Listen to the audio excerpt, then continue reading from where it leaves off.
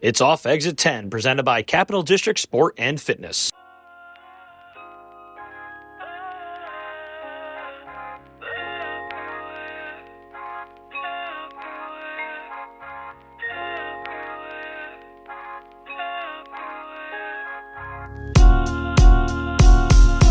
How many of your classes are online versus in person?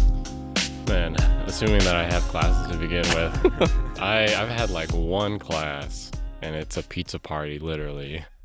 Like you're just eating pizza? Yeah, like it's like a seminar every week where someone comes in and gives a talk on research or something. Sometimes it's outside speakers, sometimes it's students. I give a talk every year.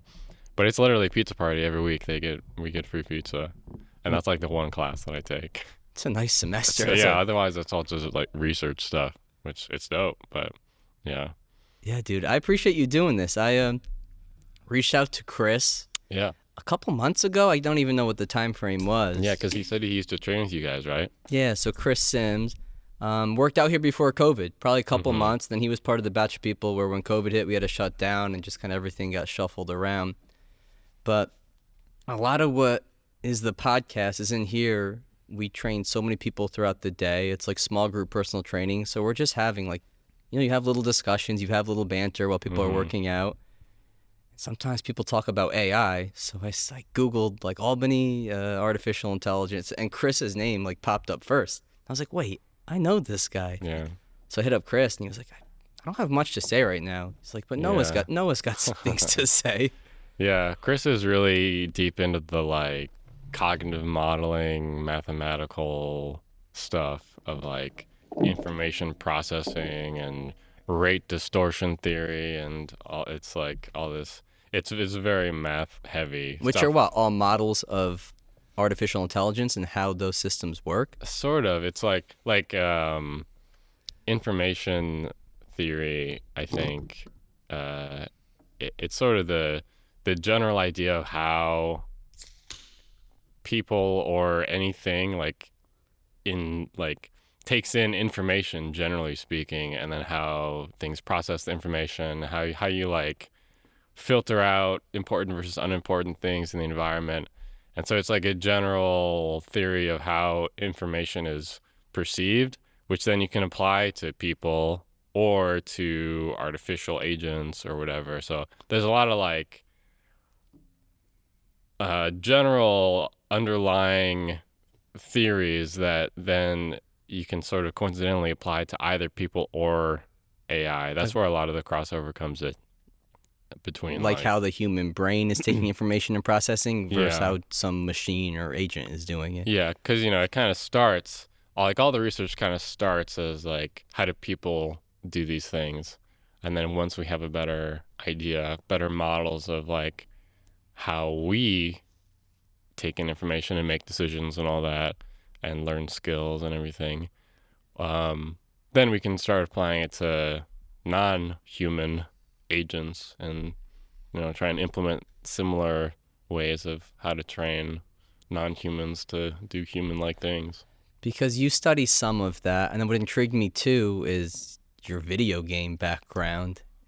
Because we've talked on here before in other episodes. We were big gamers growing up, and Jordy's still involved heavily in gaming. He writes for IGN. Yeah, you mentioned that. Yeah, so I was like, this is so interesting to me. What was the first game system you ever owned? Man, so I was sort of born into gaming. I have a brother that's like 3.5 years older than me, and the joke is that at 3 years old, he was begging my parents to have a brother that he could play video games with. So it's from when I was a baby. I started watching him play games, and then once I was barely old enough, like 1, I was doing my best to play video games with him. So that was back in the days of like Super Nintendo.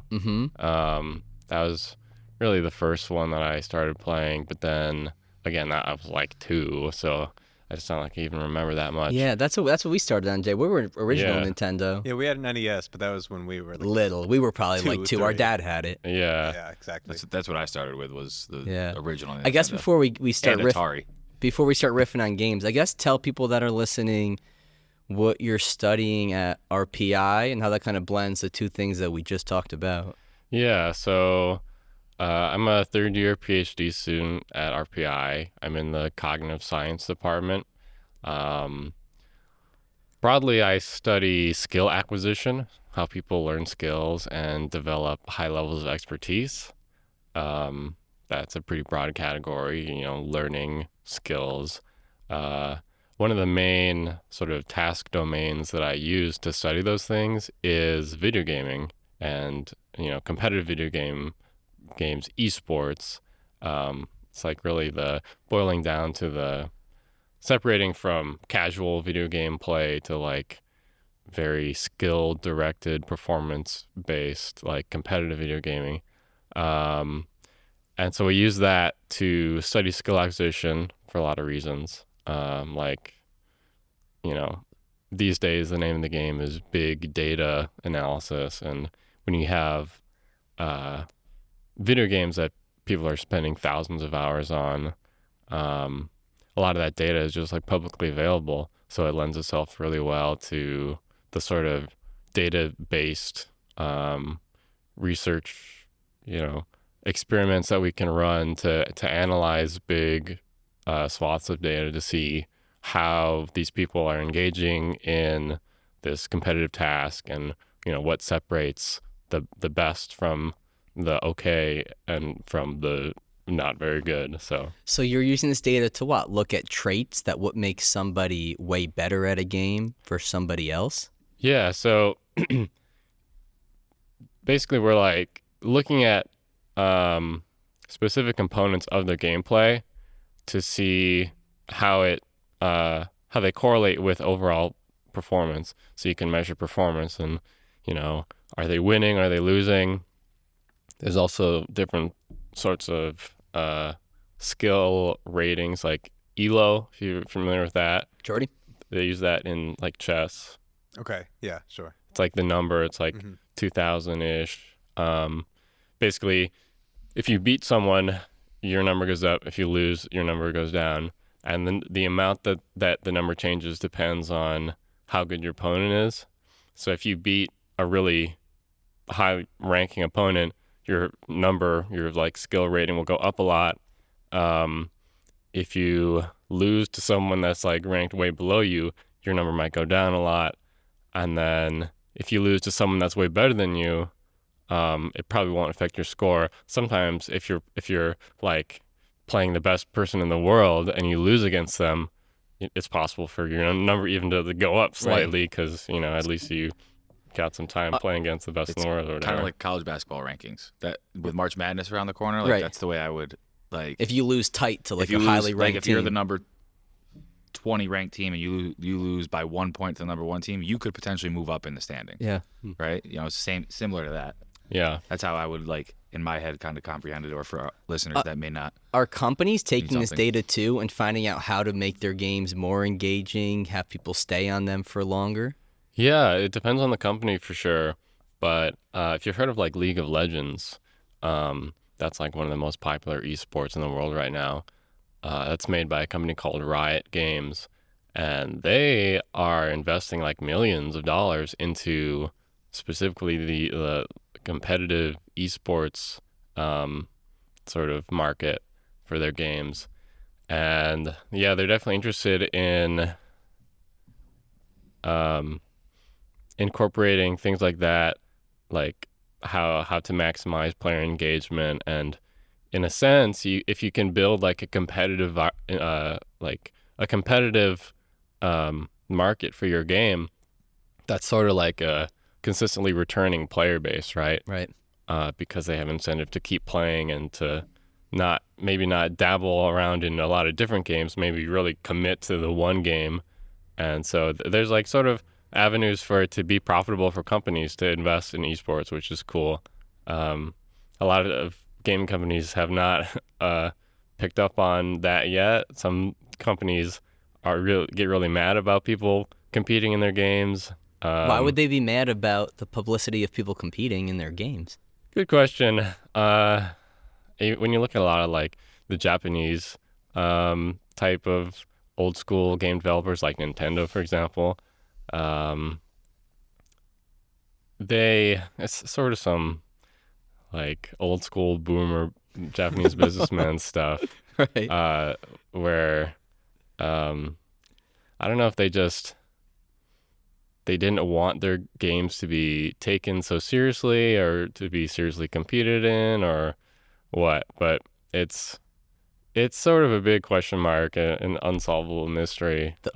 Those were the games we started on. And Yeah. you too, right? Like, what were some of the Super Nintendo games you remember? Or I guess N64 if you moved to that. Yeah, that's what I was gonna say. So I truly started with Super Nintendo as like a toddler, but then really my childhood got started with N64. And one of the big games on that, of course, was the first Super Smash Brothers. Oh, yeah. So that was one of the first games that I really got into as a kid, and that sort of ended up blossoming into what I spent a lot of time doing teenage years and early 20s, and now is sort of what helped mold my future career. Smash Bros is like one of the main, certainly the game that I competed personally in the most, from about 2016 to 2018-ish. I was, I guess you'd say, like a semi-pro Smash Brothers player. Who's your go-to character when you're playing? Depends who the best character is at the time, but usually Fox. You know, he's pretty good usually. But when I was a kid, I was always a Luigi guy. Oh, yeah. Yeah, guys, I was the younger brother, you know, so Jay, that was naturally. us. Always Luigi. Yeah. I was the younger Was it brother. because He's I Mario. had to be Mario, so you were left with nothing but like Luigi or Wario? Or no? Yeah, I guess so. But then I don't know. There's I identified with him. I was Yeah. I was the taller Yeah. little brother. I You was too, like, Noah. Exactly, for sure. Yeah. But truly, my favorite, my number one pick was always Waluigi, but he was a lot rare. He wasn't Is in he all the the purple games. guy? Yeah. Yeah. Yeah, he's Mhm. like the Luigi version of Wario Mario. Yeah. Yeah. Yeah. Yeah. Yeah. So you competed in Smash Bros. Then, so you're playing against other people. Yeah. I had like just like you guys have your Nootropic sponsorship. I had a little gamer energy during sponsorship. How old were you then? Like 19, 20-ish. Yeah, so I was traveling around the country, you know, couch surfing, going to different states competing, and kind of kept that up for a couple of years until I eventually, I don't want to say got sick of it, but you get to a point where it's like, is there really a long-term future in this for me? I don't know. Guys So- make money in it though, or do you just have to be the top of the top to do that? Yeah, it depends on the game.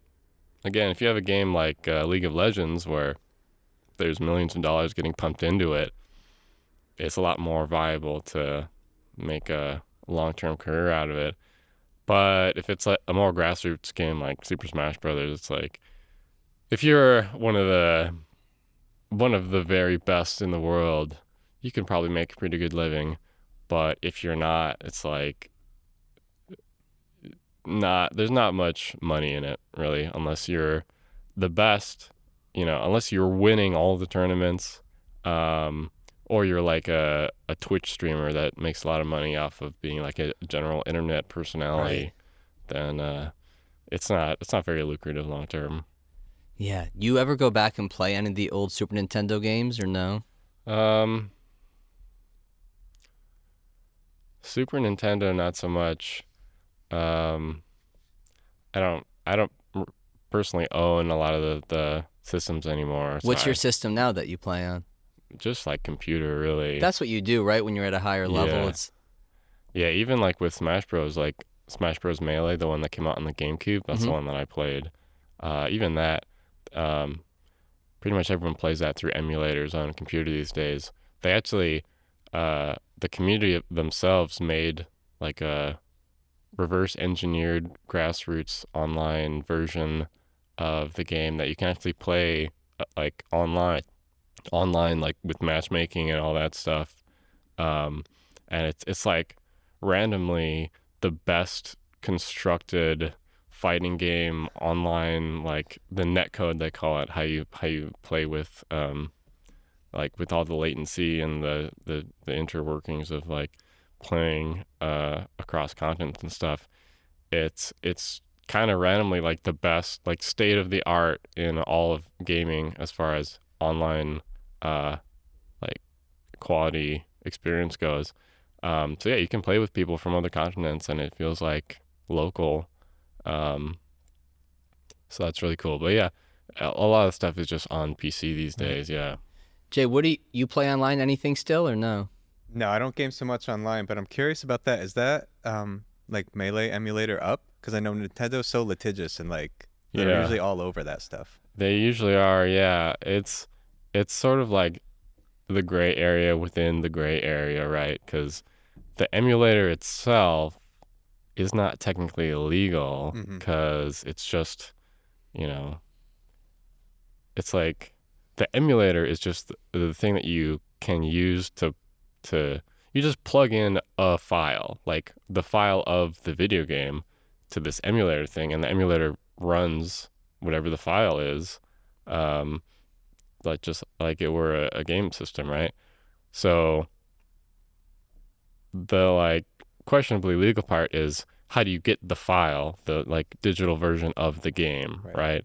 And so the people that make the emulator, they can't like distribute the actual games themselves, so you have to go on shady under the table online, not deep web, but you know. But and the other way, of course, you know, the over the table way is that it's my own game. I digitally ripped my own game file onto my computer for my own personal like safekeeping, and then while I had that, you know, I used that to run it on an emulator. Of course, that's what the like legal strategy is. Sure. It's, you know, I purchased the game and I'm just using my own purchase to back up my data onto the computer, and then I happen to have this emulator that I can use to play it. So there's not a whole lot they can do because they don't own, you know, the emulators aren't impinging on any copyright because the emulator is just code that runs a game file. So they'll put a lot of time into taking down like the people that share the files of the games themselves, but their hands are a little bit tied as far as the emulators themselves. So that's why they've been able to sort of keep it going as long as they have. What's crazy is how far gaming's come since we just talked about from your Nintendo, where you got to put in this piece of plastic into a thing. You couldn't even, I don't think you could save on the Super Nintendo, right? The I don't think Nintendo, so. you definitely couldn't. I don't know when you could in the Super. Definitely not internally. I don't know if you could buy. Yeah, external. something external. I have no I idea. feel like the first thing I remember having like a memory card On for the was game cartridge, it may have saved. No. Maybe. I don't maybe. know. I don't know. Hey Jay, sure. I got nothing in my headphones, by the way. Good Oh. lord. The whole time? Pause. No, just like recently. Okay, pause. How's that? That's good. That's better. Yeah. You got them Okay. both? Okay. Thanks, Paul. What game, okay, what did you do with Street Fighter? Because I'm intrigued by this. Yeah, so one of my research projects lately, it's sort of this self-directed. It's called an autoethnography. It's a way of it's sort of a style of research writing where you're documenting your own experience in something, and talking about like how your own experience is situated within the context of society and everything. But really, it's like sort of like a glorified diary of writing your own experience doing something. And there was this book that my advisor told me about where this guy, it's called something like Pilgrim in the Micro World. This was a pretty old book. Well, 20 years, 40 years-ish. But this guy that had no digital literacy, didn't know anything about video games, but he was a sociologist, a researcher. He documented his own sort of journey of learning. If you guys know the Atari game Breakout, or like Brick Breaker, where there's like the little paddle on the bottom. It's almost yeah. like When you're just Pong. bouncing and Yeah. it's just Yeah. hitting like Yeah. the bricks above it. Exactly. Yeah. I played that. It Yeah. was a good time. Yeah. So this guy was like documenting his own progress in learning how to play that game, which it's not like the most complicated No. thing to undergo, but he when you're coming from a base of not knowing what a video game is, there's a lot to learn even with something like that. And so he wrote a book about this, about how he learned to go from knowing nothing about what a video game is to fairly competently playing this one simple video game. And he wrote it in a way that was very diligent and like scientific. He drew a lot of parallels to learning things in everyday life and learning this video game. I think he was also like a really high level pianist. So he had musical background and had experience with other sorts of skill acquisition. So taking that book, and it was by a guy called David Sudnow, taking inspiration from that book, I was like, one of the big obstacles in studying skill acquisition, especially the higher levels of it, is it's not like you can randomly assign someone to become like a top level expert, right? Right. Especially when you think about, if you've heard the 10,000 hours it takes to become an expert, Yeah. that thing. You can't randomly assign someone to do 10,000 Or hours. have of you something. read the book The Talent Code? I think it's Daniel Coyle is the author. I haven't read it. I It think just- I might have heard of it. Yeah, it talks about, it's kind of like skill acquisition, or just looking at, it's kind of like Malcolm Gladwell-ish and what was it, Outliers, but where it's just like looking at somebody's environment growing up and how all their past experience, yeah, just kind of set them up to become a master in whether it was like tennis or whatever they were doing. Yeah, the concept of talent is really interesting to me, which we can get into if we want. But yeah, it's probably a lot of similar stuff. But yeah, there's a lot of good books. Another good book, if you know The Inner Game of Tennis, if you've heard of that, it's another great book on like sort of the mental aspect of performance and like competition and stuff like that. Yeah, so the Street Fighter thing. So I took inspiration from that book, and given that you can't really, randomly assign some participant in a study to becoming a top level expert at something, I figured, well, I have all this experience in other types of esports, like with Smash Brothers and everything, but not in Street Fighter. And there was a new Street Fighter game just came out. What Street number Fighter is it on now? 6, yeah. What was on Super Nintendo? 2? Yeah, no one talks about the first one. That was Right, you don't. It starts with 2.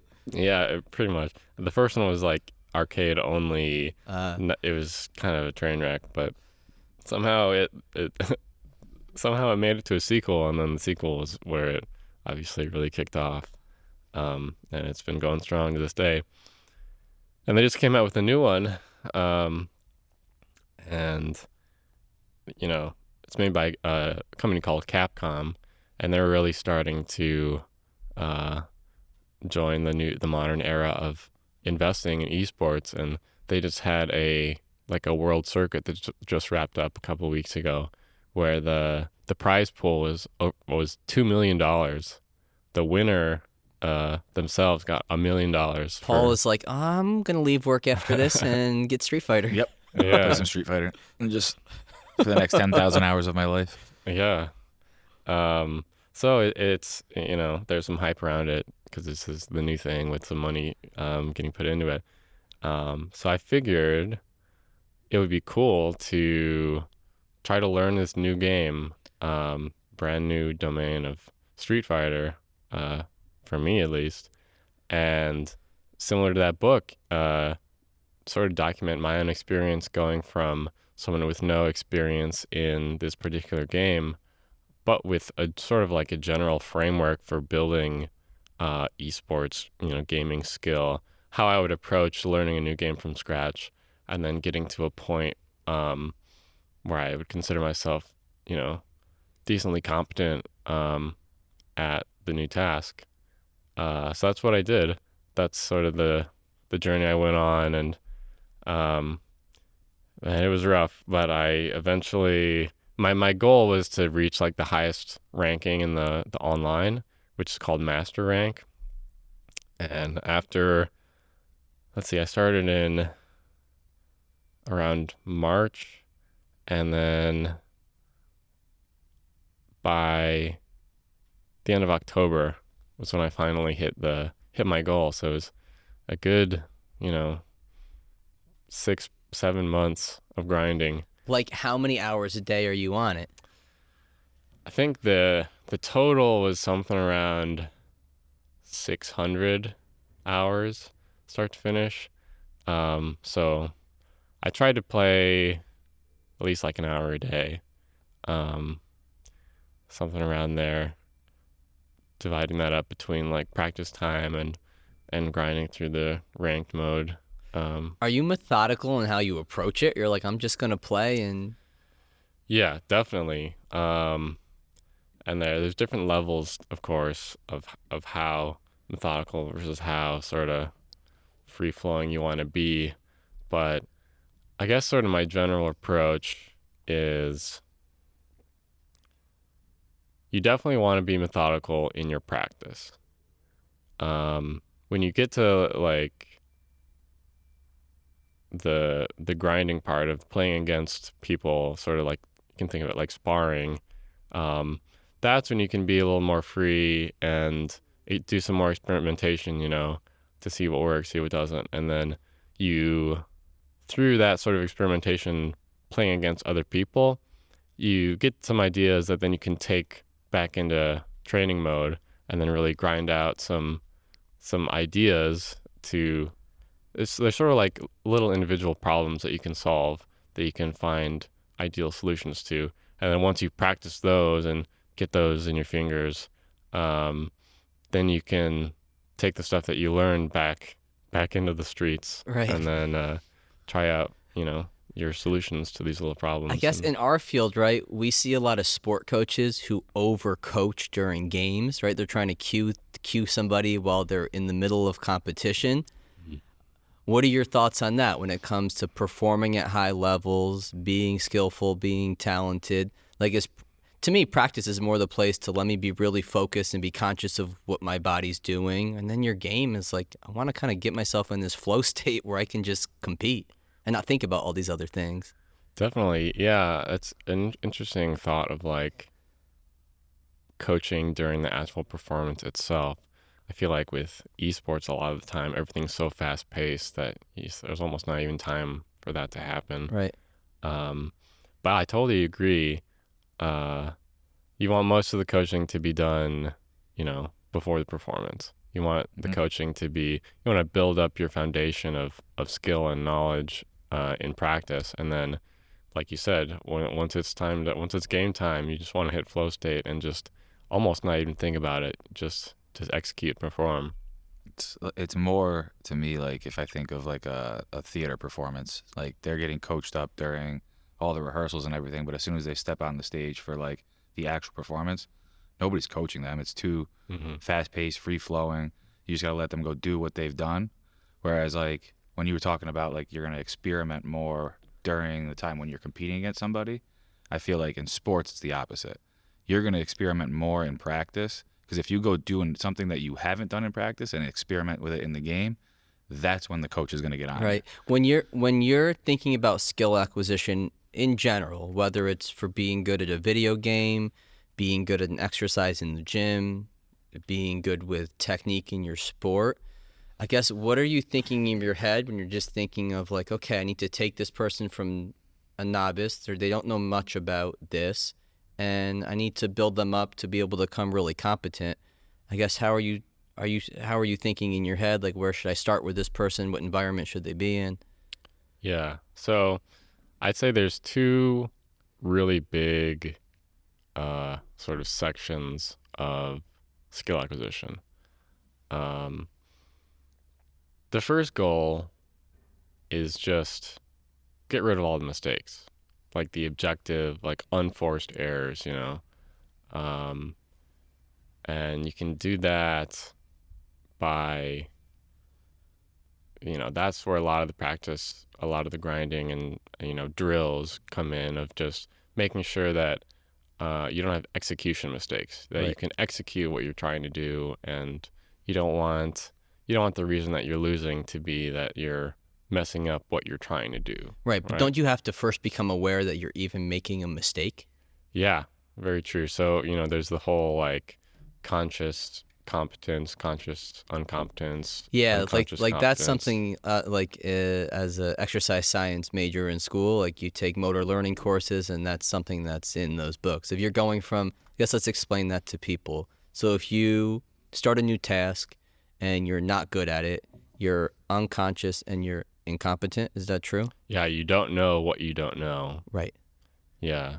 And then the first step is figuring out what you don't know. So you still don't know it. You're still incompetent, right? But at least you're conscious of your incompetence. Yeah, so you're saying, Paul, let's say in here we're teaching somebody to do a kettlebell deadlift for the first time. We give them a visual demo, we talk them through it, we tell them to get set up, and their back's all rounded, they're off their heels, but they don't know that that's wrong. It's their first time doing it. We got to get them to a point where they recognize that this isn't the right position you should be in. And then after that, we cue them on it. They're aware that that's wrong, but they still don't know how to fix it and adjust their body. So what would be, there's 4 steps, right? So the next one would be, Yeah, so let's see. So the first one, unconscious incompetence. You don't know that what you're even missing. Then it's conscious incompetence. So you're still not competent, but at least you're aware of what you don't yet know.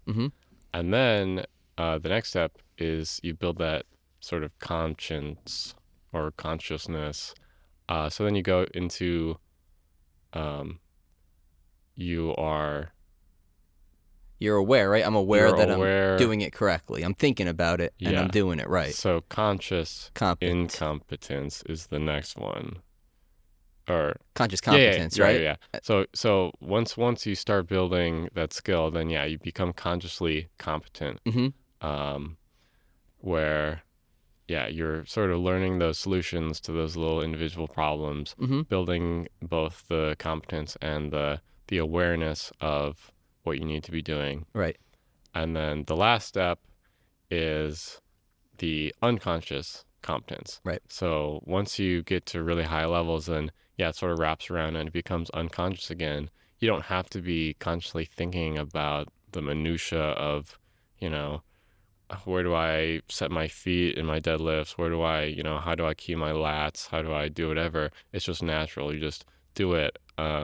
You just do what you've trained. You just execute the plan, right? You've taken a lot of what you've learned and applied it to exercise too, yeah? For sure, yeah. I'm big into exercise physiology and even like nutrition principles, because I think at the end of the day, anytime you're trying to optimize performance, whether it's it has a lot of cognitive elements or even some motor elements, even just pressing buttons on a game controller, anytime you're trying to optimize competitive performance, I think you have to start from the ground up with healthy lifestyle, nutrition, sleep, all that stuff. I think, not just for its own sake, but it really does make your brain like work the best that it can.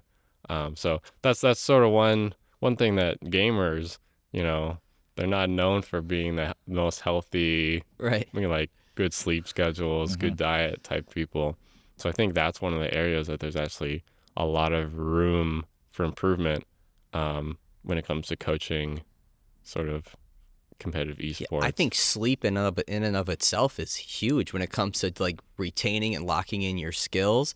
Like, tell me if I'm wrong. You're more educated than me. But when you sleep, I think is when your brain produces the most. It's called brain-derived neurotropic growth factor, and I think that's a big piece, right, in helping you kind of retain info and lock in some of these skills that you've learned. I think so. Yeah, they say that one of the sort of purposes of sleep is memory consolidation, where when you're sleeping, your brain will replay the things that you learned that day and events that happened and everything. And, if you're focusing on learning a skill, then all that training and practice that you did, your brain will be replaying that like thousands of times. I went to a lecture in Boston when I lived there. It was the BSMPG, Boston Sports Medicine Group. It was a summit. They had speakers coming from all over the country. There was a exercise physiologist that worked for, I think, the Memphis Grizzlies. Mm-hmm. He gave a whole talk, motor learning, different energy systems, just tied in a lot of principles he uses with the basketball players. But then he talked about the importance of sleep.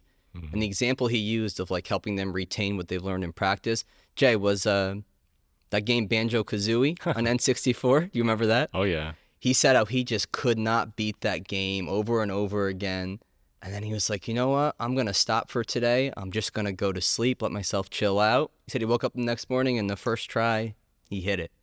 And he's just like, that's the importance of sleep and just locking in like these things you've been working on. For sure, yeah. And there is a lot of, empirical scientific literature on this too.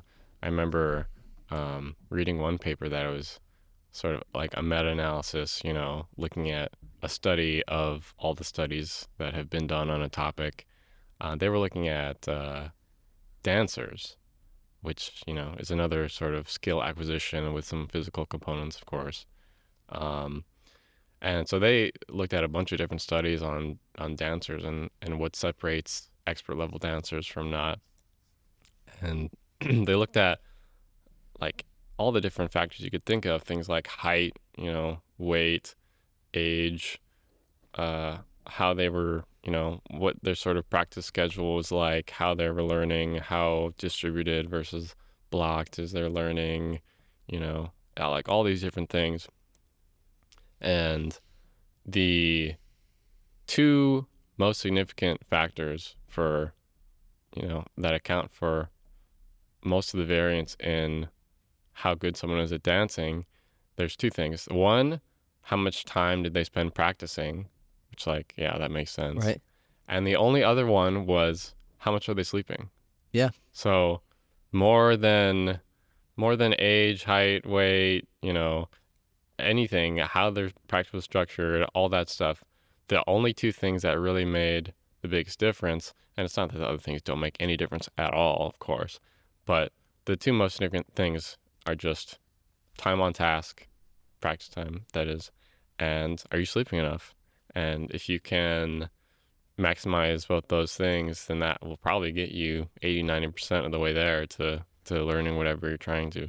The supplement industry is like the Wild West. The lack of regulations mean the supplements you purchase may not even contain the ingredients listed on the label, which is why I get my daily vitamins and supplements from Thorne. Thorne vitamins and supplements are made without compromise. Quality ingredients ensure your body optimally absorbs and digests your daily supplements, while in-house and third-party testing ensure you're getting exactly what you paid for. Thorne offers a variety of health tests reviewed by board-certified physicians that evaluate your lifestyle, gut health, sleep, stress hormones, and metabolic markers to determine which vitamins and supplements may be most effective in helping you feel and perform better throughout the day. For college and professional athletes, Thorne has NSF-certified supplements that make sure you won't get pop positive on a drug test. Whether you're an athlete, professional, parent, grandparent, or weekend warrior, Thorne's selection of high-quality supplements can help improve your quality of life. Switch to Thorne's high-quality and extensively tested supplements today at thorne.com/u/CDSF. That's thorne.com/u/CDSF.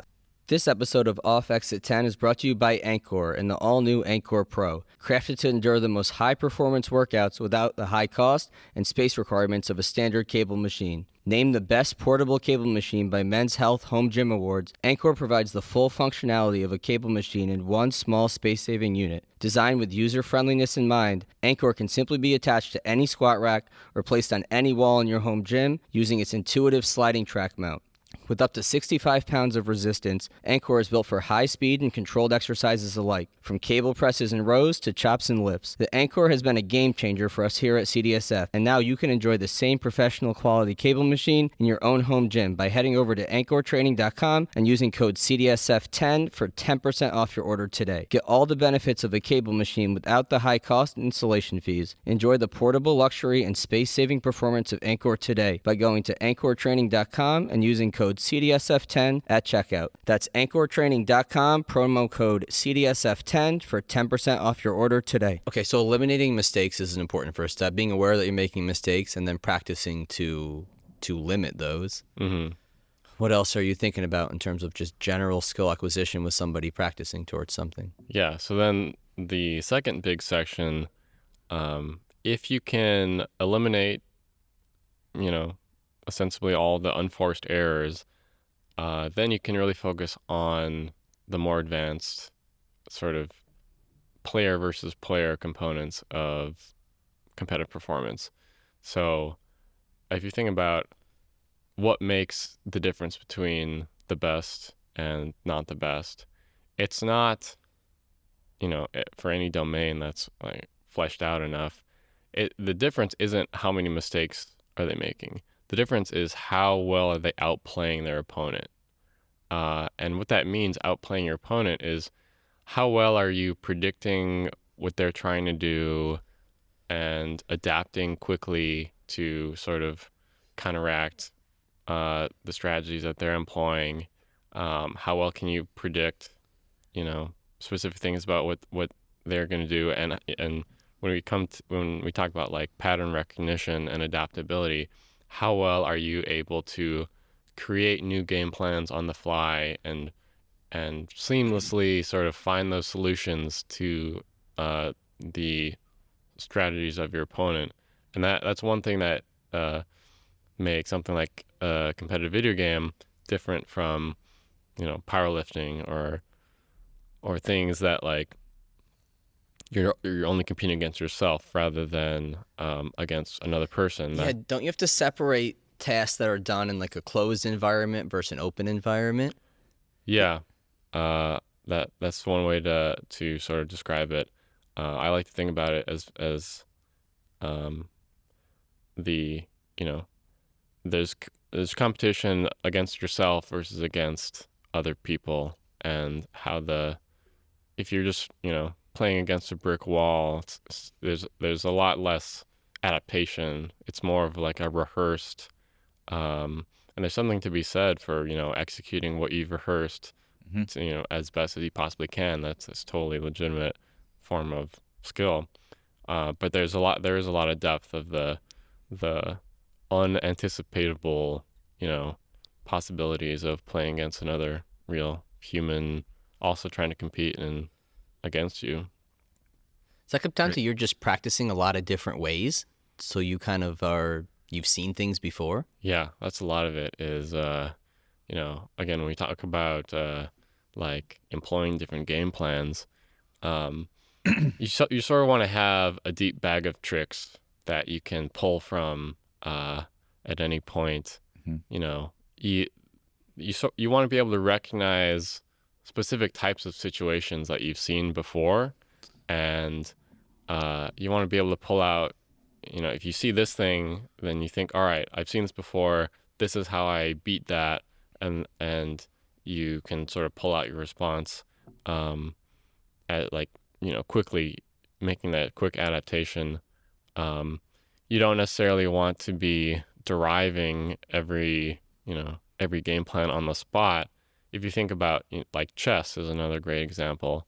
What it takes to be a really good chess player is thousands of hours of studying games that have happened, and knowing when Kasparov was in this position against some player, this is how he reacted to the moves that they were making.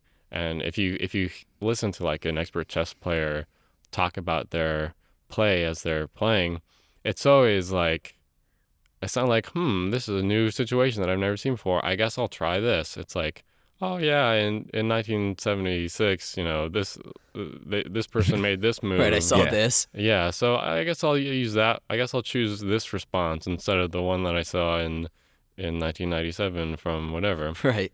It's all like sort of drawing from sort of crystallized knowledge of things that have already happened. And again, when you talk about like, you go into training mode to grind out specific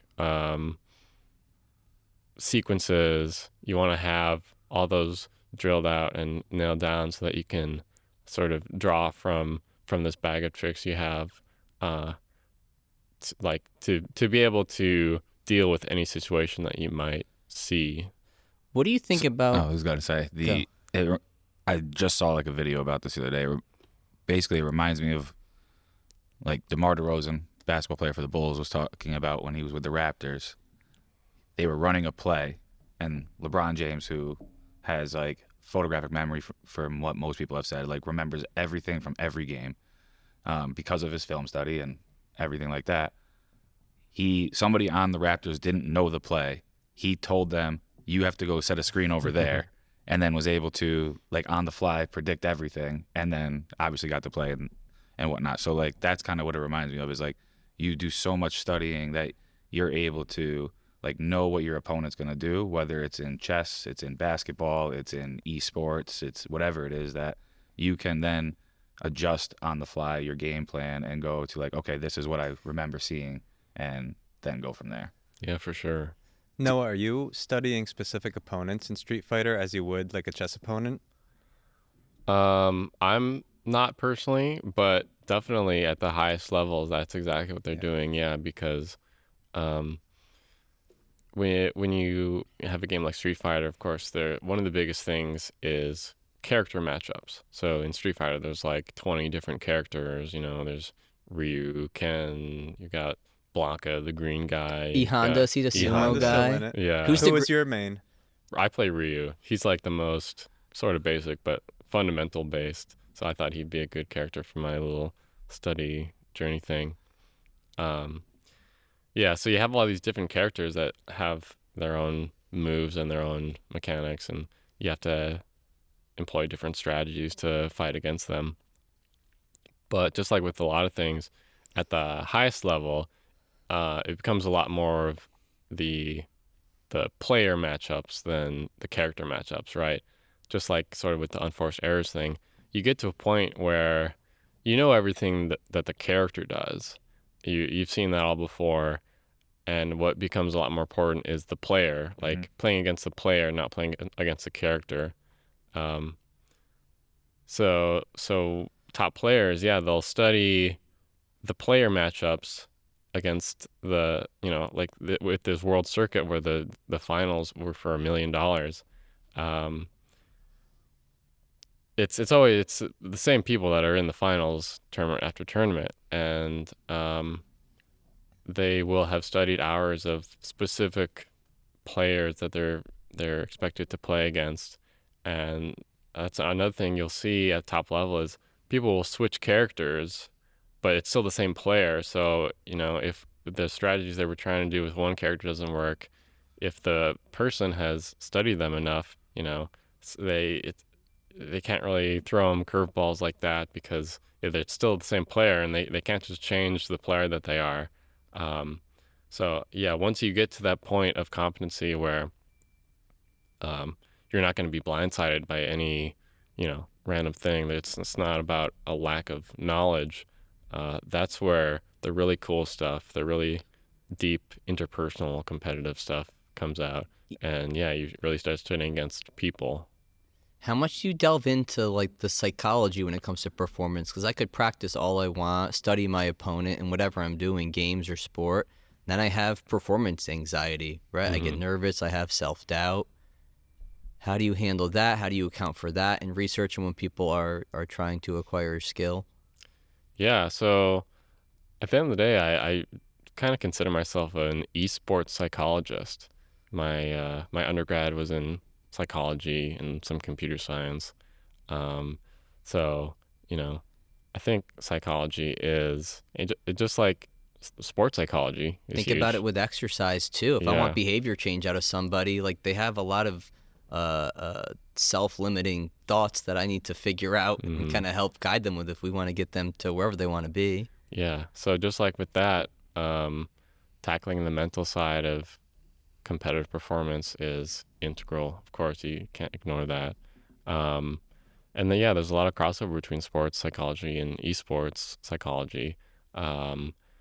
how do you get rid of that self-doubt? How do you get rid of that performance anxiety?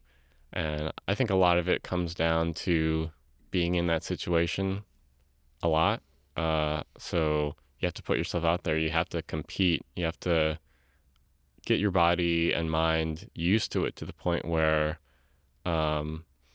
it's still it's still not just an everyday thing. It's not like any other day, but you at least have enough experience doing the competitive part, that you can sort of switch into that competitive mode and just know that, it's time to execute. And there's one thing, there's some research on like how to deal with nerves, in the sense of how do you harness it into improving your performance versus like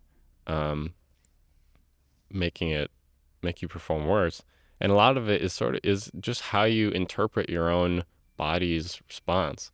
So someone that's like really anxious and nervous, they might naturally think, oh, my body's freaking out because like it's nervous and it doesn't want to mess up, and if I mess up, then bad things will happen and whatever. You just described my sports career. I mean, that's what ended me right there. Yeah. It's just like I sludged myself through baseball until my sophomore year of college, and then those thoughts, I couldn't fight them anymore. Yeah. It's like, dude, this is just too much. This isn't enjoyable, man. Yeah, it didn't take me until my mid-20s to like kind of work on recognizing a lot of those things and learning to harness it in a better way. Yeah, and so that's one of the best things you can do, is because the sort of your first gut instinct, or what you want to do at first, is just try and push that stuff away, right? Mm-hmm. Just pretend like you're not feeling it. Pretend that it is any other day, and it's not happening, and just ignore it. But really, even what scientific like studies and research has shown is that the best thing you can do is focus on those feelings and let your body feel that way. But it's about reinterpreting what those signals mean, and rather than thinking of it in sort of the anxious, nervous way, think about it like, all right, my body knows what's about to happen. My body knows that it's time to perform, and it's gearing up to do what it knows it has to do. You can sort of reinterpret those signals as like, all right, my body is gearing up to perform. It's not scared and anxious. It's like firing on all cylinders, operating at a heightened level of arousal, in the like psychological sense, and sort of thinking of it in a way that's like, yeah, my body is giving me this extra edge to perform in the way that I know it needs to, and it's almost like a cognitive restructuring where, you're viewing it as a beneficial reaction rather than like an anxious one. Yeah, the brain, I mean, what's the book? The Brain That Changes Itself. Have you heard of that ever? Norman Sounds something. familiar. But it talks about like neuroplasticity and how our brain's just like very adaptable. Yeah. Yeah, so like you're learning a new skill, you're mastering it. Yeah, what's going on in the brain? Are certain areas developing faster connections? Yeah, so it's like at the neuron level, right? It's like your neurons are firing more efficiently. There's like, when it comes to sports performance too, it's like there's specific motor pathways that you're sort of training to like employ these specific motor patterns more efficiently at whenever you need to. So there's a lot of like, there's motor pathways, but there's even like cognitive pathways of when you're talking about like reaction time or things like that, you can sort of train reaction time to an extent of being able to react to things more quickly when you've seen them a lot in the past. So that's one. From a neural standpoint, it's like just more efficient across the board of firing. I think like in the gym, Paul, how much easier is it to train somebody who's never lifted before, no injuries, versus somebody who's been training for 15 years, probably not moving their body great and has a couple injuries? Oh, so much easier. because they're like a fresh slate. Let me just build these good pathways, teach them how to move correctly, and we're good. We're somebody Well, they that also don't have any past trauma from past trauma from especially if you have that person that's been working out for 15 years and has injuries. Yeah, like, they've built there's some bad there- habits probably. There's some trauma that they probably have that you have to like coach out of them, and then say it's a back injury, but like they can deadlift, but they're afraid to because they hurt their or back. they don't move great, so I got to like untrain these patterns. Now I have to retrain better patterns. It's a harder process. Yeah. For sure. It's a much harder. How much do you apply stuff to exercise now? It's just to yourself. You do research. You just read a lot of research. Yeah, I love exercise physiology research and stuff like that. I do like little personal training. Just I'm not like certified or anything, but I work with friends and family, teaching them how to move and do some basic exercise Like stuff. what have you read? What has given you like your base in terms of like creating a program exercise wise?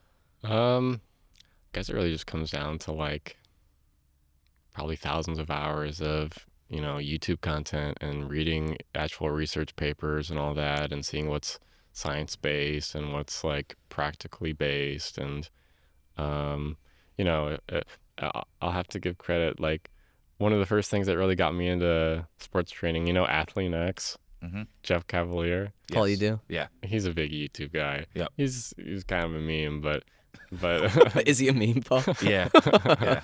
but he's like very beginner oriented, and he doesn't always have the best information, but it's a very like consumable It's definitely easily consumable. Yeah. Yeah.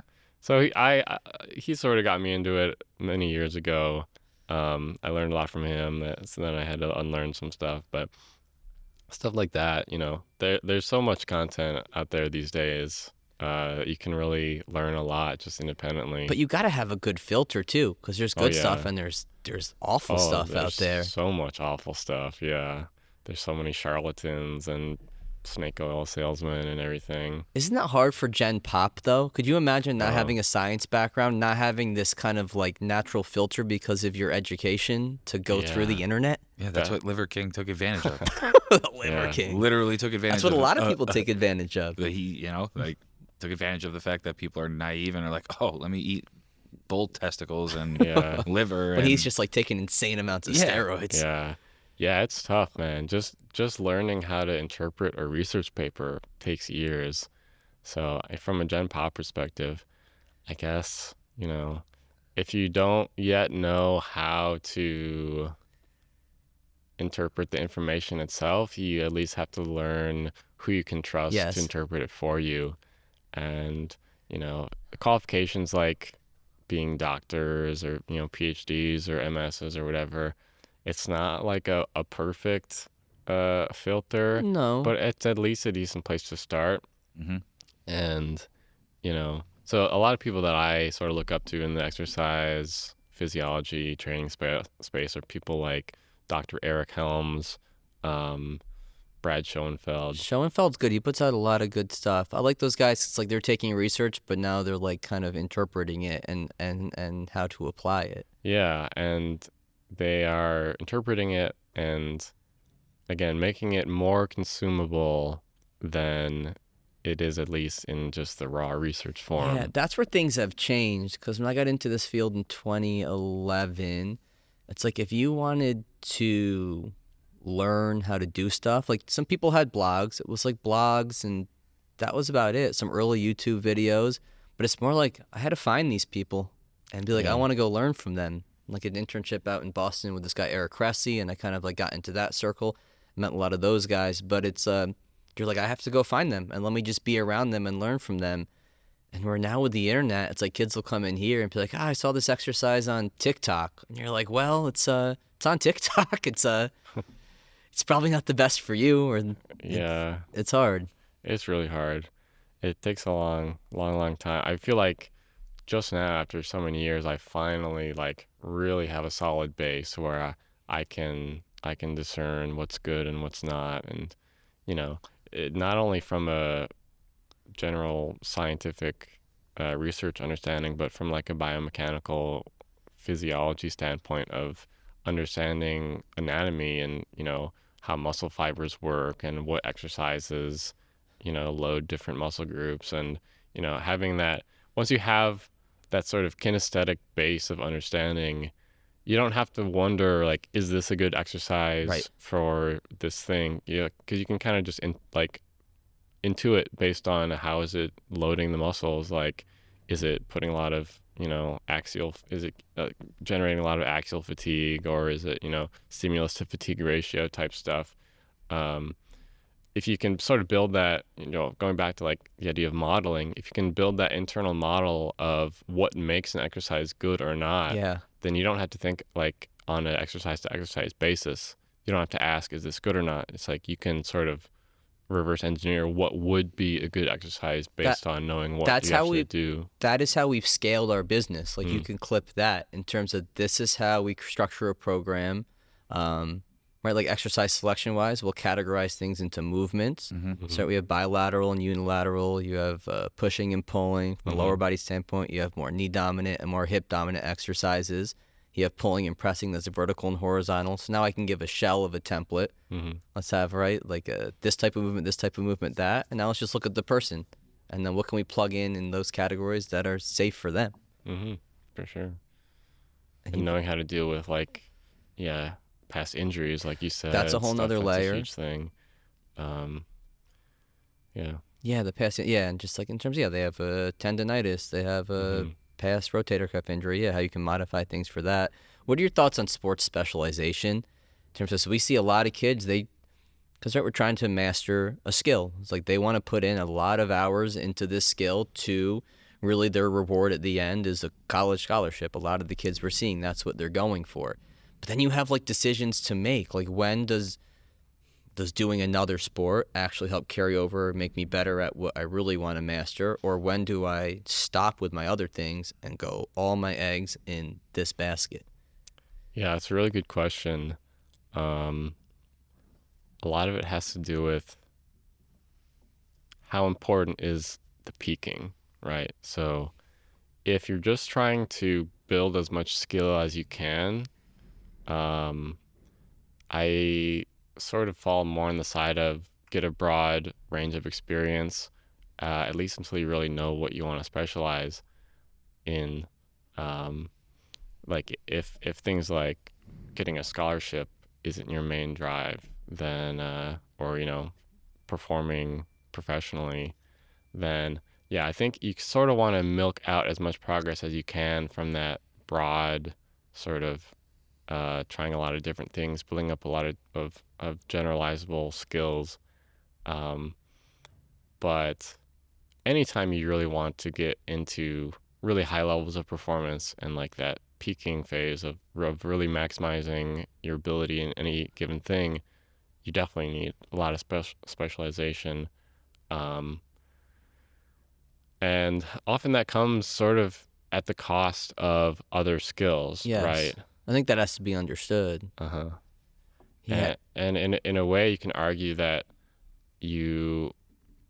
specialization is super important for that peaking, but then you sort of want to minimize that as much as you can.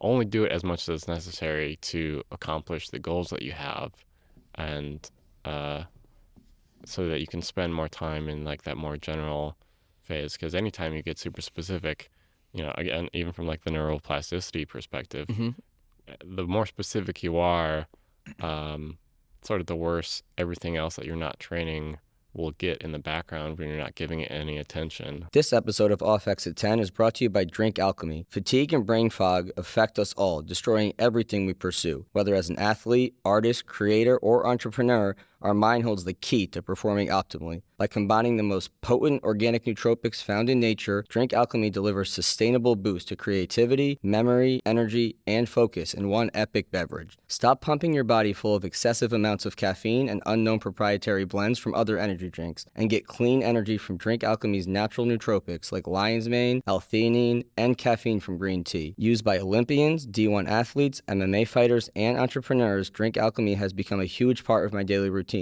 making sure I'm functioning optimally during long days of coaching athletes, running CDSF, and getting in quality workouts myself. So do yourself a favor and ditch the energy drinks loaded with caffeine, other stimulants, and who knows what else, and head over to drinkalchemy.com today. Live with your mind unbound and save 10% off your order by using code CDSF at checkout.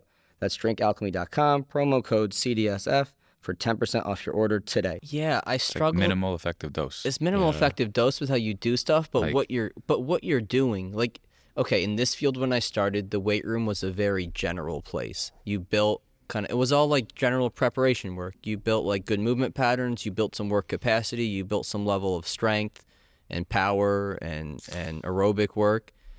But as the years have shifted and sports has gone more towards specializing, you see a lot of gyms that train kids that then specialize their training towards a specific sport. So now in my eyes, the kid is getting all their specific work at practice. So the same movement patterns, working the same skill. Then they go to a gym that only feeds in the same movement patterns and the same skills. And like you're really not helping this kid because you're shifting them all the way over to this one place, and they're losing a lot of opportunity to get better. Yeah, and I do think there's even some sort of sports-specific constraints to that when, like, compared to something like, learning a bunch of different musical instruments or learning esports or whatever. I think there are physical adaptations that have to be made to specialize in, like, specific sports or things like that, when you're talking about training kids, it's like, I've even seen some research on, like, little kids playing baseball, like learning to pitch in baseball. It like changes the way that their shoulders move. Yeah. And it's like, okay, maybe you want to avoid that type of specificity until they're, at least fully grown from a biomuscular perspective. you can change the amount of retroversion the humerus has Yeah. in the socket, right? So Yeah. if you start throwing a lot at a young age, like pre-puberty when your bones are still growing, anteversion would be like the joint is more forward and retroversion would be like the joint is more back.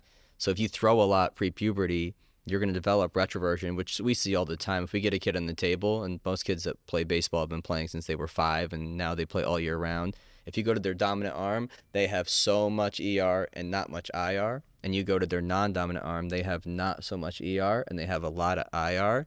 And people used to freak out in this field that it was called GERD, like a glenohumeral internal rotation deficit. And you'd be like, dude, I got to get their IR to match the other side. If not, they're going to be in trouble. But now it's like, dude, that's just how their bones form. I just want the total motion to be the same on each side. Like ER on this side could be like 140 and their IR could be 40. And this side could be different, but it's still both equal 180. And that's all you need. Yeah, and if that kid wants to grow up to be a professional pitcher, Sure. maybe it's great for them that they had that, but like, how do you know at such a young age, right? It's like it's probably just whatever sport their parents are putting them into. But then when you look at like Olympians, they're like 18 years old and they've been training since they were 4. It's like that's how you achieve like the highest possible performance. Well, you but got it's to like, weigh. It's like when I'm training Yeah. for peak performance, I'm sacrificing my optimal health. Yeah, But it's like, when do you know I got to do that for somebody? yeah, It's tough. It's decisions we make in here all the time. yeah, It's like I'm going to take more of a risk with a kid who's like on the cusp of being able to play D3 baseball versus a kid who's like a sure lock to be D1. Like D1 kid's going to be D1. I'm going to be a lot safer with him and take less risks. For this kid, I'm like, we got to try to push him to the next level, so I may take more risks Yeah. and sacrifice more health to try to get them better performance. yeah. So that's one thing I like about esports is that there's sort of less of that sort of a cost of specialization, and you don't have to sort of put all your eggs in one basket, like you said. I will say, in sort of these sorts of domains, esports or professional musicians or whatever, things that there aren't those sorts of constraints to worry about. I will make the case that specialization can be really useful and necessary even for like learning other tasks in the future, from the sense that one really important thing that we see in skill acquisition is the concept of learning to learn, right? learning how to learn is a skill in and of itself, where for someone that has specialized in one particular thing, they've learned so much of like the individual components of performance that they need to work on, that they build what I like to call an acquisitional scaffolding.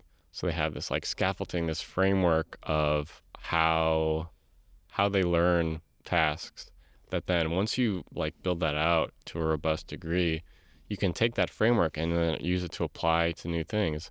So when you look at like, even with some sports, like the classic Michael Jordan learning to golf, right?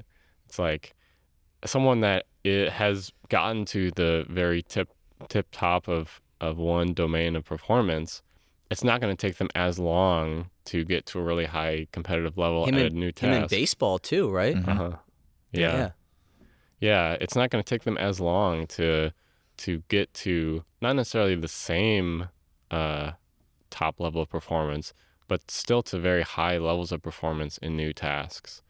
And that's sort of one of the ideas behind the Street Fighter thing, right? I haven't played Street Fighter before, but I have competed in other games, and some traditional learning researchers or, lay people might think, they might argue that I would have no advantage learning a new skill because like the new game of Street Fighter is, I haven't played that specifically.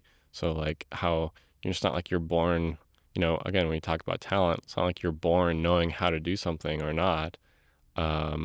So the fact that I haven't done that particular skill, some people would think that that doesn't mean that I have any higher likelihood of achieving a high level.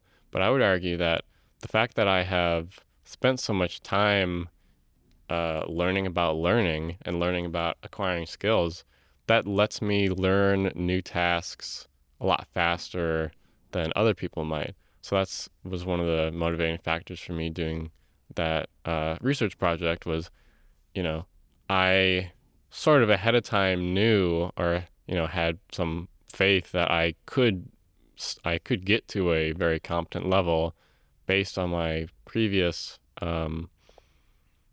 skill acquisition endeavors. I had faith that I could get to a high level of performance even on a task that I had never done before. And I think that applies not only from video game to video game, but, I feel like with all that I know about learning, I could learn anything. I could learn chess, I could learn violin, I could learn powerlifting, I could apply the sort of acquisitional scaffolding learning framework that I've developed. Do you think part of that is because you've learned, how to stay disciplined towards something? That's probably a lot of it. Yeah, it's like, and that comes down to like practice methods, right? Like how do you stay disciplined and stay consistent with practicing and learning from the learning how to do things, how to practice things and perform things. Yeah, for sure. Yeah, because I think there's a lot of times I think I'm not the smartest. I don't have the best ideas, but I just work. It's like there's something where like, dude, I don't want to do this, and then I go, well, you're gonna fucking do this today. Yeah. And then I just do that the next day and the next day, and I feel like that's built.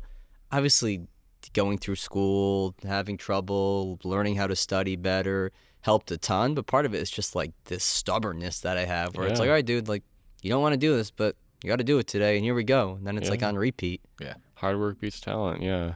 One of the words they have for that is grit. Yeah. Like how hard can you just grind? How much can you just keep grinding away? Isn't it a part where you got to become more efficient at some point? Like you can't. Well, it definitely helps. Yeah. Yeah. But, what you usually see like in practice is that the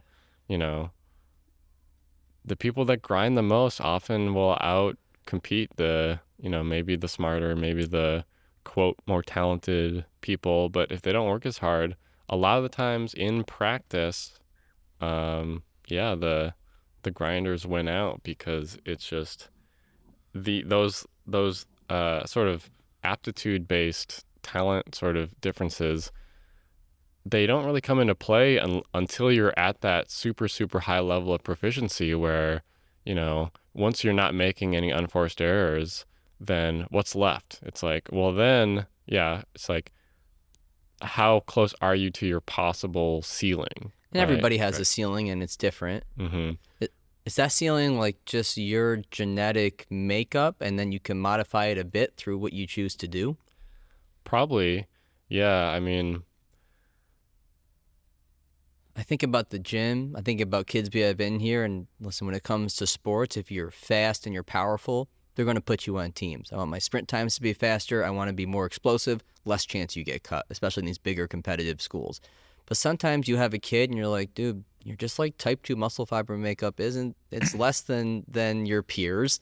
You're a little bit smaller. It's harder for you you're more of a, what's it, ectomorph. It's harder for you to gain weight. It's like, cards aren't in your favor. We're going to work hard, but it's like your ceiling is probably just a little bit lower than others. yeah, and you can get as close to your ceiling as you possibly can, and you can get a lot closer to your ceiling than someone else might get to their ceiling. Good point. Even if their ceiling ultimately is higher, if you're closer to yours, then you can maybe still edge them out. At least, again, in that interim before if you're both maxing out your ceilings, then yeah, you'll lose. But until you get to that point, you can sort of just outgrind them. But again, that's another reason that I like something like eSports as a task domain to study skill acquisition, because there's sort of, to an extent, less of those predisposing, like either you got it or you don't factors. Yeah. I mean, it kind of reminds me of like when you think of like grit and grind. Like if I think of like two athletes that were drafted at the same time, it's the difference between Kobe Bryant and Allen Iverson. They both have probably the same ceiling, but Kobe Bryant was going back to the gym at 3 a.m. and Allen Iverson was at the club at 3 a.m. And Allen Iverson has said that, and Kobe Bryant has 5 championships and Allen Iverson has 0. So like that right there is a prime example of like somebody that probably has equal ceiling, but one person was willing to grind and grit it out longer and more, and they were a little bit higher up than the other person was. Yeah. What are the biggest esports games? League of Legends? League of Legends, Dota is a big one. Those are like MOBAs, multiplayer, or no, massive Online battle arena. Battle arena, yeah. Yeah. Otherwise, stuff like Counter-Strike has some level of popularity. Street Fighter is probably the most popular fighting game. That's the genre that's near and dear to my heart, but hasn't been the most popular, most well-funded area thus far. But Street Fighter is making some good inroads. Were you a Pokemon guy? Not really. I mean, I always, I dabbled in some games here and there growing up, but I was never like a diehard fan. Yeah. Which Pokemon game on the Game Boy was the best one? I can't Yellow. remember. The yellow one, right? Jay? Yellow's my favorite. I like the first gen. Silver and gold, very good. They started adding The silver and gold were like Silver and gold were sick because then it like tied in the first game. You beat the second game and then you like went back and could play the first game again through the second game. Dude, best game ever in my opinion. Jay, you know what I'm going to say? What is Mike's favorite game? All time. I got 3 of them. They're all Super Nintendo. Yoshi's Island. Yoshi's Island. Oh, that's good. They're all like where you have different levels. Yoshi's Island. Mario 3. Mario 3. Yeah. Donkey Kong Country. Mario RPG. Oh, Mario yeah, I RPG. love that game. That game was like... They just re-released it.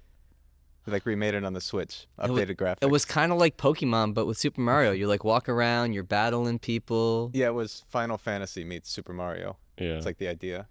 See, I was like Ninja Turtles. Zombies Ate My Neighbors. Yeah. That was my game. I played that. I think I played that game 10,000 hours easy. Yeah, Mike, for context, you were talking about other esports. Yeah. Noah was saying the Street Fighter prize pool was like $2 million. Yeah.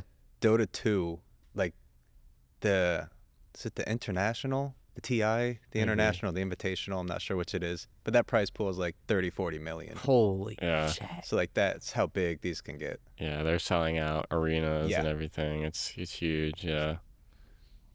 Dude, that's crazy. Where we talked about this with Emil. Do you see cons in developing kids, so teenage kids, really logging a lot of hours on video games? Yeah, that's a great question too. I mean, as big of a proponent as I am of video games, uh, I can't lie. Like at the end of the day, if someone is going to be spending 1,000 hours on something, it's probably better that they do like a physical sport than a video game. Because at least at the end of the day, when you're done with your competitive career, at least you have something to show for it physically. At least you're like a healthy person, a strong person, right? You don't necessarily have that if like the day you retire from esports, right? What do you have to show for it? I guess the friends you made along the way, but like, Which can be good, and I guess like you said, the scaffolding for learning skills, but Uh-huh. I guess in terms of the physical health. The Yeah. physical long-term like health side of it is a little different. yeah, it's definitely less like inherent advantages to that.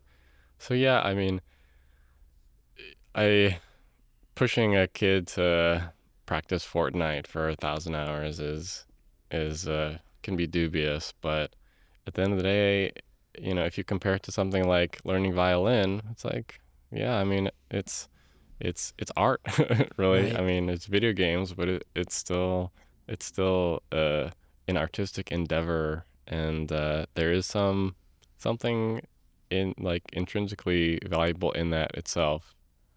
Yeah, how much cognitively are we not set up, or maybe we are, to handle how a lot of information comes at us today in terms of the TikTok, the reels, the short, quick bursts of things?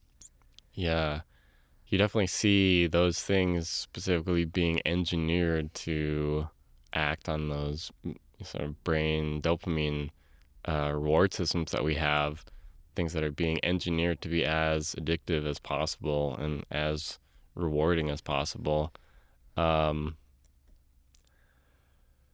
I mean, Like, does it limit ones if somebody is, let's say, on a TikTok for 3 hours? I don't know even what kids are. Is 3 hours like a real thing? Probably. there's, yeah, I think there's easily. a lot Oh, more than yeah. that. Easily.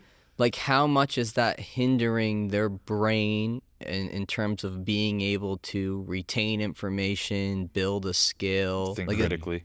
yeah, think critically. Is it just working in opposite pathways? You're putting out dopamine in ways that you're getting rewards for things that you probably shouldn't be getting rewarded for. Yeah, so I would be cautiously optimistic about all this stuff. What you see is people have been making the same arguments for thousands of years. Before TikTok, it was the internet, and before the internet, it was TV, and before that, it was radio, and before that, it was the written word. Yeah, good like point. Good like point. I don't know if it was Socrates or Plato, but they were like very anti Who's books. who's the guy who first wrote the Bible? He like got in trouble for doing that, so it's like probably Yeah. forever. Yeah, people thought that once you can start writing words down, people wouldn't have to use their brains anymore because they don't have to remember everything. It's like, I guess, but what you really see is that it's the concept of offloading. So it's not that you don't have to use your brain anymore, but you can use your brain for other things because you don't have to remember everything all the time. You don't have to the fact that you can offload things into a savable written medium or whatever, it sort of frees your brain up for other things. And you could argue maybe we're getting to the point where our brains don't have enough like that they need to do for survival anymore. But I don't think that's inherently a bad thing. And when people talk about stuff like TikTok, or TV or whatever it is, or video games, rotting kids' brains or whatever, it's like we don't really see that. And even to the extent that people talk about it ruining our attention spans and things like that, there's not really a lot of good evidence to support that from like a scientific perspective at this point. So again, I would be cautiously optimistic. Our brains are changing for sure, but in like the neuroplastic sense, right? The way that they're supposed to. Our brains are supposed to change to adapt to the demands of whatever our environment is that we're in. So it might seem like scary, that spooky, that our like the way that our brains are working is changing, but it's probably in an adaptive way, and there's probably not much to really be worried about. On the other hand, it's not like, when you see babies these days on smartphones years before they can talk, that's the stuff that's a little scary There's to me. something weird about it too. Like our daughter is 13 months old, and I think it's partly because she sees us on it, so she wants it. But like if the phone comes out, she's reaching. If she sees the iPad, she's reaching. TV remote, she's reaching. And she grab it, she's mimicking, right? Fingers just going on it. And you're like, Yeah. oh, this is scary. Yeah, I remember when I was in middle school and I was like, man, I can't wait till I'm in high school so I can get a cell phone. Yeah. It's like, I think from a building a childhood perspective, maybe it's good to put a little gap, because when you're that young, it's like it's such a critical developmental period, right? And maybe in 20 years from now, they'll have better studies on how that affects people, kids growing up from such an early age, but who knows? Yeah, it might not be more of like the critical thinking or what we were talking about. More What just about like the interpersonal That's what I was going to say. skills? It's more like the Yeah. interpersonal social skills that may be affected when you're using something like that or sucked into something like that at such a young age, especially if you're talking about, 13 months or 1 to 5 years old, and they're sitting there just sucked into this, and now they don't know how to communicate with somebody one-on-one. They only know how to communicate somebody through a screen, and that's where you may see some research that comes out about that. But I think when like you were talking about like the neuroplasticity, it's like our brains constantly adapt to our environments to learn in different ways. In terms of critical periods, right? There's years of time where your brain is more ready to learn certain things. Is that true? Yeah. And when it comes to like languages, the earlier you incorporate stuff like that, the easier it is to learn. Yeah. What about, this is where we started. Is AI just another form of offloading for us? Something else that can do some work for us that we once had to spend a lot of time processing and doing? Yeah, you could definitely look at it that way. When it comes even to like using AI for training, like when you're talking about building the framework of a program, right? You want to think about what is AI good at and what is AI not good at. So what AI would be good at is like what you were saying, give me a pulling exercise, give me a horizontal push, give me all these things. Like it's sort of like the database lookup, right? It has all this information available to it, and it can look stuff up easily. What it's not so good at is accounting for those individual factors, things like how to deal with certain injuries or how to make those modifications. Those are the things that AI is not going to be so good at. So as a trainer or a coach, we can use our own intuition for those more complicated, like modification type things, but then, still incorporate AI as a way of generating some of the more basic, so there's sort of like the objectively right and wrong, good or bad choices you can make, right? And then there's the more nuanced, intuitive parts. And you can offload some of the, make sure that you're making right decisions, things that aren't just objectively wrong. You see that too with like doctors. Doctors will use AI to help them prescribe certain medications, because anytime you have big data, like, how has this drug affected the tens of millions of people that have taken it? And the AI, what? How's it? It's just pulling from the internet, from a pool of information that it's set to pull from? Depends. Yeah. It's just whatever it's built on, whatever the creators have built it to take its information from. Yeah. Yeah, that's crazy. Where, like ChatGPT, how does that work? It's just pulling from the internet. Yeah. So I think ChatGPT specifically, they sort of aggregated, most of what was on the internet for I think up until like 2022 or something, and they continue to expand it with time. But basically, they just have ostensibly everything that has been written on the internet, and it synthesizes through all that written text. And one way we sort of joke about it, but it's actually pretty accurate. Like when you go into Google, you start typing something in the search bar, and it pops up with suggestions of what it thinks you might be saying. Mm-hmm. That's basically what ChatGPT is. It's just a really good, well, it's trying, but it's just a really complex like text prediction tool. So it takes in whatever input you give it, whatever prompt you write, and drawing on all of the text that it has observed from years and years of internet, it basically predicts what the expected answer would be,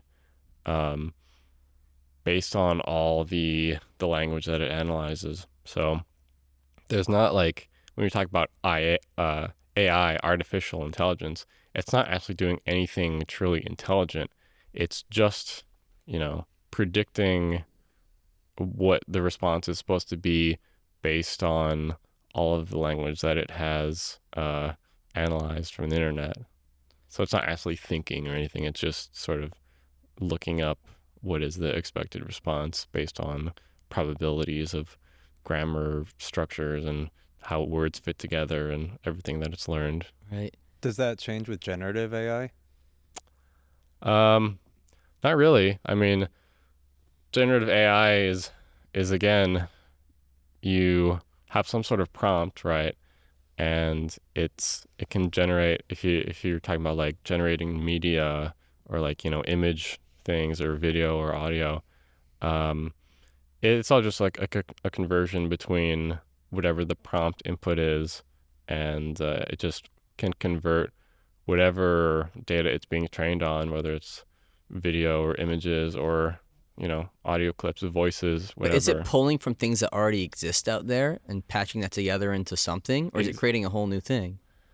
Well, sort of both, right? I mean, it can't,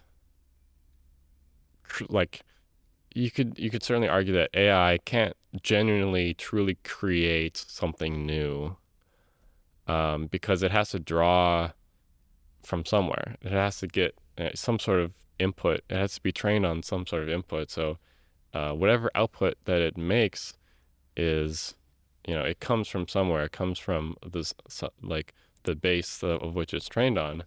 But then again, you could make that same argument for humans, right? Right. How does anyone really produce something truly new and novel? Yeah. Everyone is influenced by the things that they've seen and all the examples of things that they have witnessed themselves. So it's sort of a deep ethical argument, but yeah. Yeah. Do you use the Oculus ever? I have, yeah. You like it? So, yeah, it kind of makes me a little nauseous, but like... you ever, Jay? Yeah, I had one for a bit, and like the novelty was awesome. Yeah. But then when it came down to it, I would much rather play with the controller on a TV. Yeah. It's just a little too burdensome. We had for the first time ever in here last month, we had a kid doing a pitching lesson back there. Oh, wow. And I look over, though. It's not, oh, wow. It's just gonna. And there's the dad with the Apple Vision on, just standing in the back. Oh. I was like, what's he doing over there? I thought you were gonna say someone was using the Oculus to like do some fancy training exercise. No, the dad just had it on in the corner. Yeah, he was doing something with like damn. trying to record, so like when they play it back, his son can see it from like his perspective, Oh, like but then a first person perspective. But then like apparently he got rid of it like a week later because he said it wasn't worth the money, and like he said there's still a lot of stuff that has to get worked out with it because he's like in the technology yeah, field. no. of Then some sort. we asked some like 8th grader, like, what's he doing over there? He's like, he's probably wanking it. Yeah. Do you see they're putting like chickens? They're like making little headsets, like VR headsets for chickens Why? to like make them think they're free range. Oh, that's Oh terrible. my God, that's so Stop. terrible. It's I hate that. dystopian. It's crazy. That's so bad. Where I know. Where does all this stuff go? I hear that and I go, you made me feel so positive that TikTok And then is you- not and then you ruining our drop that brains. bomb on us. Then I go, if we're putting VRs on chickens, we're all fucked. Yeah. Well, you know. In the meantime, I like I like doing Beat Saber. It's good cardio. I'll just put on the headset and forget about the outside world. It's like I Ready can think Player about One. with like the Oculus and the Apple Vision is growing up with the Virtual Boy, where you literally had a stand. wanna you know, put I it don't- on there. Like I spent way too much time playing that I because don't it wa- would tell me I don't you want need to stop. I don't want to eat chicken that had these things on. You probably already did. Props. What if that gives its happiest possible life? You know? Yeah, I guess if they're just gonna be in some little cage anyways. Yeah, maybe we're the ones in the cage. Yeah, we probably are the ones in the cage. Do we? When I'm being conspiracy theory Mike in here, sometimes when we're talking about this stuff like AI and like Neuralink, I go, are we all just ever gonna like blend with technology one day?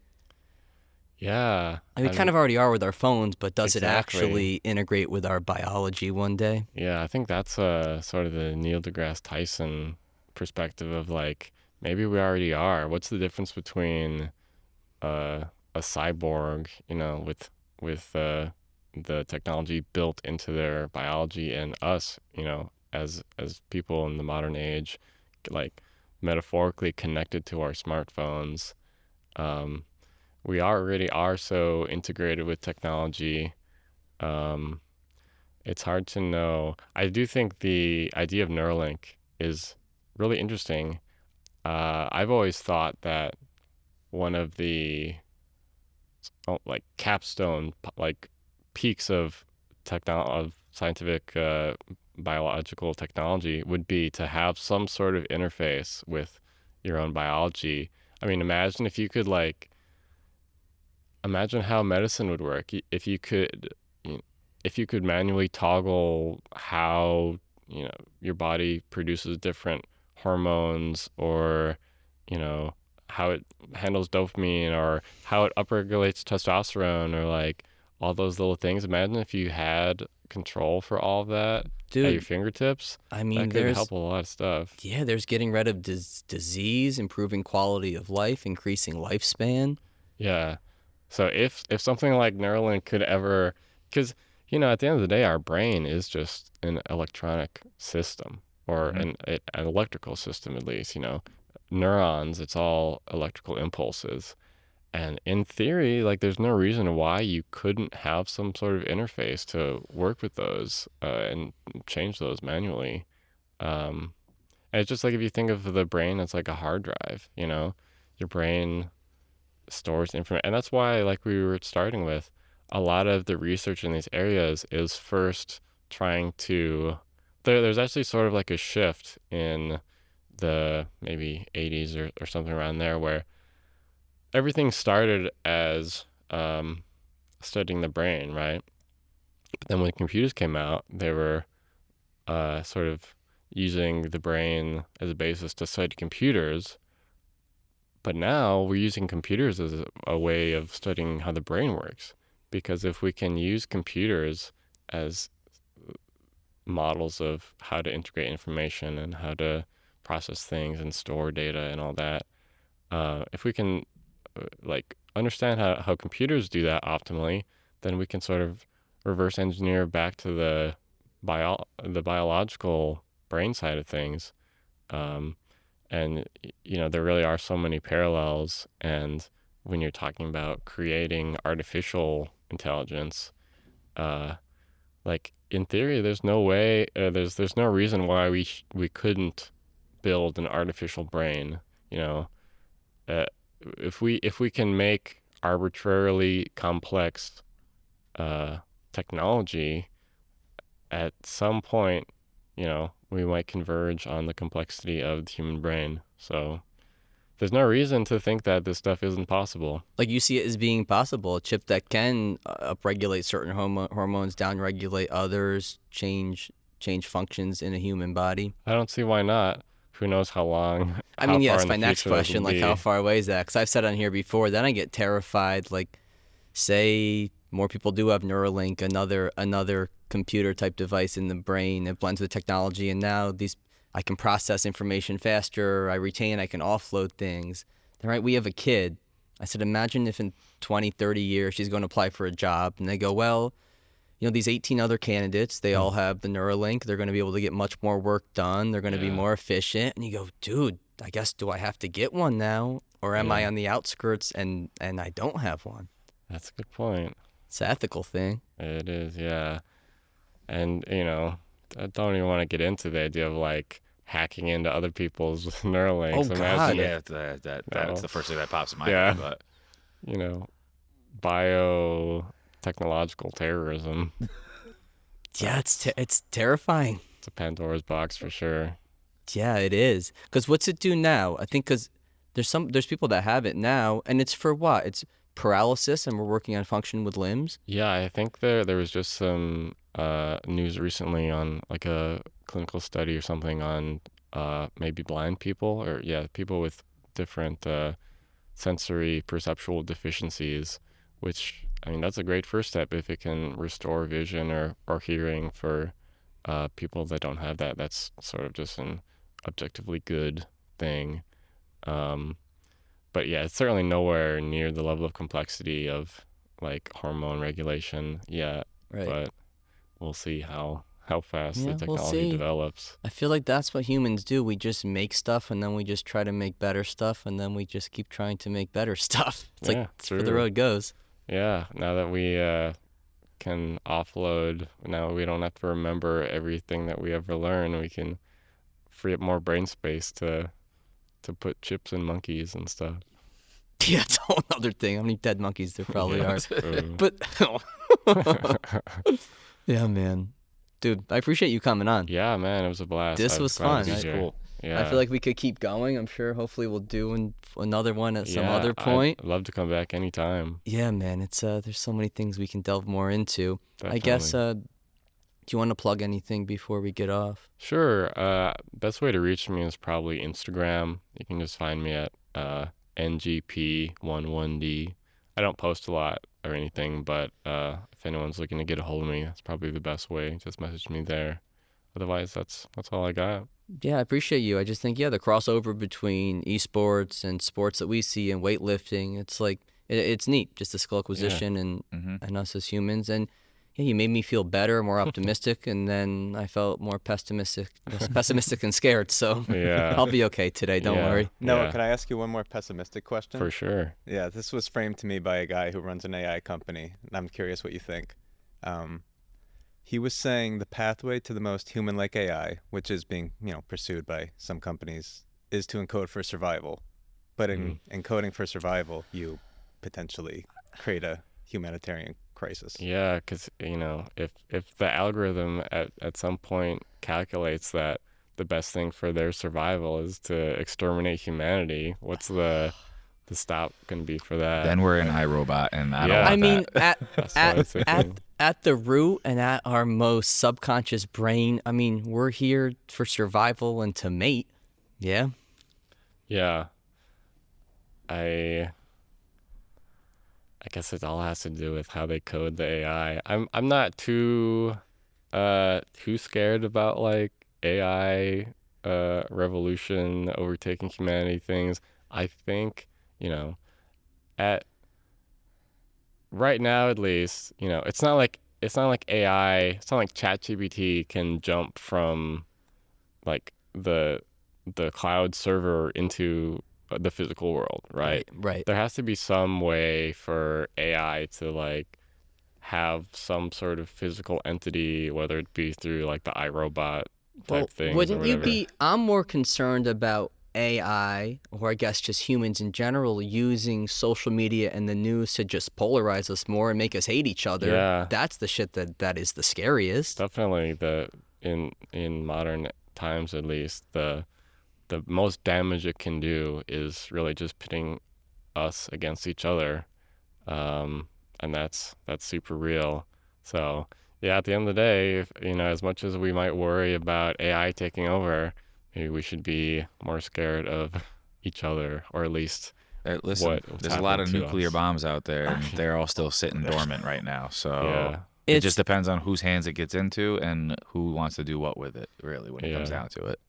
Yeah, but it's right. Yeah, it's how that could be. It's used on social media now. Yeah, AI and probably stuff that's pumped out there. Yeah, when you talk about like the algorithms, definitely polarization, radicalization is, when the algorithms, when social media is rewarded for engagement, and it turns out that, one of the best ways to enhance engagement is rile people up, get them angry, then they're more likely to participate. Then it's not a good incentive structure for long-term health of humanity. Yeah, I'm feeling scared again.